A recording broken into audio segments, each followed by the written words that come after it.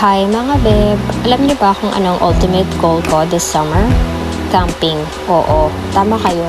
Gusto ko mag-explore ng mga bagong lugar at makasalamuha sa kalikasan. Char. Imagine nyo na lang, nasa ilalim ka ng bituin habang nagsusulat ng iyong journal. Charot, lakas makatita. Tapos, maririnig mo lang yung kantahan ng ibon. Ang sarap, diba? So, ayun na nga mga babe, pumunta kami dito sa Camp Lema, malayo sa ingay ng Maynila. Talagang mawawala ang stress mo sa buhay. So, una namin ginawa ay nagtingin-tingin muna kami. Syempre, tiningnan muna namin yung rates at syempre, yung place na din. Meron din sila ditong mga tent na pwede mong tulugan kung gusto mo mag-overnight. Syempre, may bonfire para sa mga tropa mong gusto mag-senti sa gabi. Char. Nung time na to, konti lang kami, kaya pinagamit na lang sa amin yung malaking kubo para doon na kami kumain. Na nga, may mga dala din kaming food, kahit kuripot yung mga kasama ko. Char, syempre nandito yung chef namin na si Chase. Talaga namang napakasarap magluto. Shoutout nga pala si you, sir. So, ayun na nga, tama ka, masarap kumain dito habang nakatulala ka lang sa nature. Chares, talagang mawawala ang pagod mo dito. Tingnan mo naman to, si Tooks. Ayan. May paduyan-duyan pa. Ay, wala pala siya dito. So, ayun na nga. Nung time na to, konti lang kami. At yun na nga, dahil ayaw namin sayangan yung araw, pagpunta namin dito, nagala-gala muna kami pababa ng camping site. At tiningnan na namin yung maliit na batis dito na pwede kang mag-relax. Pababa ka lang ng very light, pero sulit naman kapag nakababa ka na.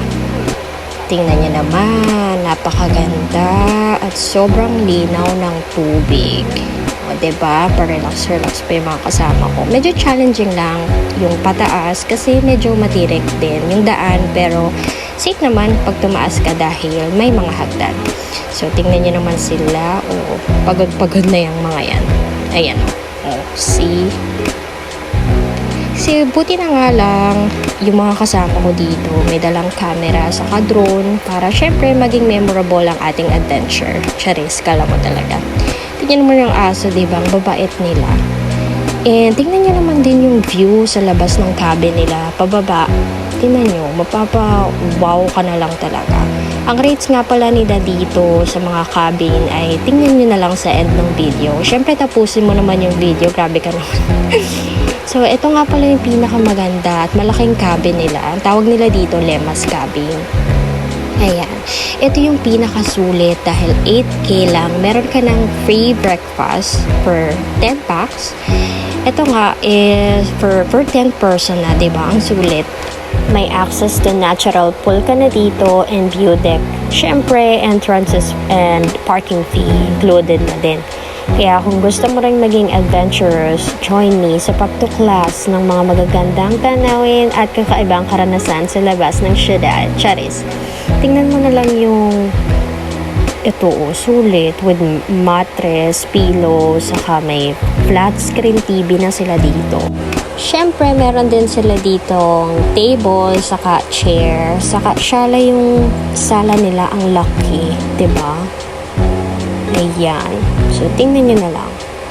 Tingnan nyo, ang ganda. Ang aliwalas tingnan. Syempre, meron din silang CR dito. Diba, ang shala. With heater na yan, mga beb. Kaya wala ka ng dahilan para hindi maligo. Char. Tapos, diba, tingnan mo naman yung ceiling. Ang shala. Diba, ang laki-laki. And, yung salamin. Tingnan nyo ako dyan. Charis. Peace, charis. Ito nga pala yung tent na tinulugan namin. Siyempre, wala kaming budget. Yung totoo. Charis. Ito nga pala din, ayan o, kami-kami. Magpipicture bago umalis. Ayan. O, diba? Ito yung accommodation, day tour, hubs and cabin, and yung Facebook nila. Yan na. Yun lang. Thank you. Bye-bye.